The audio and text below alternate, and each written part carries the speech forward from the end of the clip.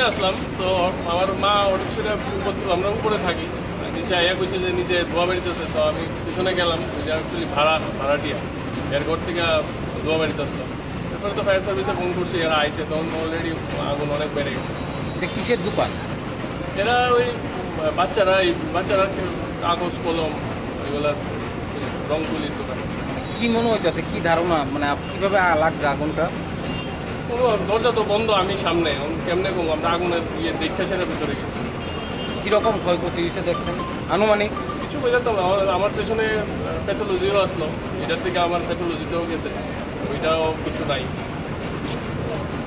তারা ফায়ার সার্ভিসের তারা না গেলে কিছু আইডিয়া নাই, বদ্ধ জায়গা আছে, বন্ধ আছে। মালিকের নাম দেবব্রত মতো।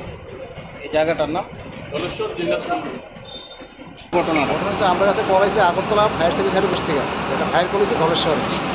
আমি সঙ্গে সঙ্গে আইসি করে দেখি ধোয়া ফায়ার আছে, আমরা জল দেখা আগুন লাইছি। পরে তখন তো দেখলাম যে আমার বক্তব্য যে এটা ইলেকট্রিক ফায়ার,